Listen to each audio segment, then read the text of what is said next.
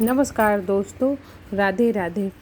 दोस्तों, एक बार मैंने बड़े साइज़ की लड्डू गोपाल जी को लाया था और मुझे मजबूरी में कहीं जाना पड़ा 2-3 दिन के लिए। तो मुझे अपने फ्रेंड के घर रखना पड़ा।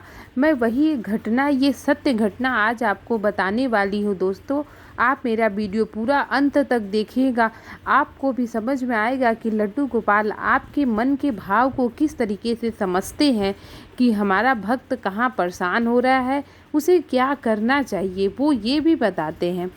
घटना उस समय की है कि एक बार क्या हुआ कि मैं मतलब कि 3 दिन के लिए मुझे कहीं पे जाना था, मतलब घूमने के लिए जाना था। अब ये था कि अचानक ही प्लान बन गया, हस्बैंड ने बना लिया। अब मुझे लगा कि यार मैंने लड्डू गोपाल को तो छोड़ के नहीं जाना चाहिए। अब दोस्तों, इनका साइज भी बड़ा है, 21 नंबर है।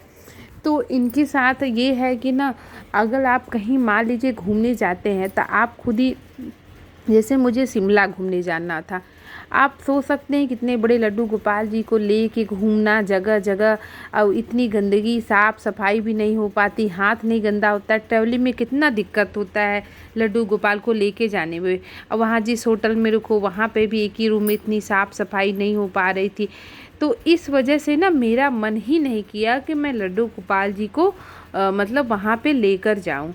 तो फिर मैंने डिसाइड किया कि मेरे जो फ्रेंड हैं मैं उनके घर इनको 3 दिन के लिए छोड़ दूँगी। तो दोस्तों, मतलब कि मैंने 2-3 फ्रेंड से अपने पूछा, तो किसी ने कुछ बोला, किसी ने कुछ बोला।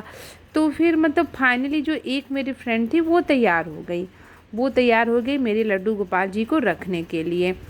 अब क्या हुआ दोस्तों, उसके बाद क्या हुआ कि उस तैयार तो हो गई। मैं जब घूमने गई तो मतलब मुझे अच्छा ही नहीं लग रहा था। मुझे ऐसा लग रहा था कि ऐसा तो नहीं कि उसका मन नहीं था और उसने ज़बरदस्ती मेरे लड्डू गोपाल जी को अपने घर में रख लिया।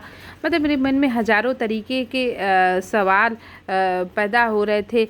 और जैसे ही मतलब जब मैं उनको छोड़ने जा रही थी ना, तो ऐसा लग रहा था कि जैसे लड्डू गोपाल जी जाना ही नहीं चाहते हैं। वो मुझसे बोल रहे हों कि मैया मुझे नहीं जाना है, मुझे यहीं रहना है।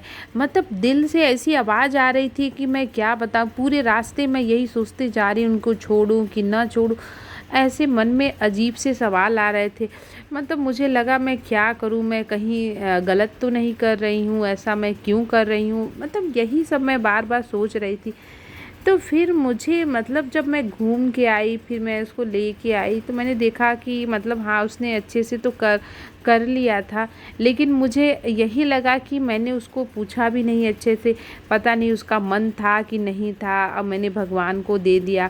कहते हैं भगवान को कोई 10 बार अपने घर पे बुलाए तब भगवान को लेके जाना चाहिए, उसके घर भेजना चाहिए, जाना चाहिए। और ऐसे ही किसी भगवान को किसी के घर पे नहीं देना चाहिए। अब यही मैं सोच रही थी, मुझे मतलब इतना लगा।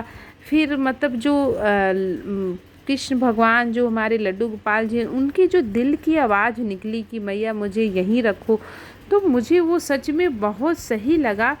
कि अगर मान लीजिए अगर कोई दोस्त आप ज़बरदस्ती दे रहे हैं तो ये भी सही बात नहीं है। वो मन से पूजा करे या ना करे, इससे तो अच्छा होगा कि हम लड्डू गोपाल जी को 3 दिन के लिए अपने घर पे रखें।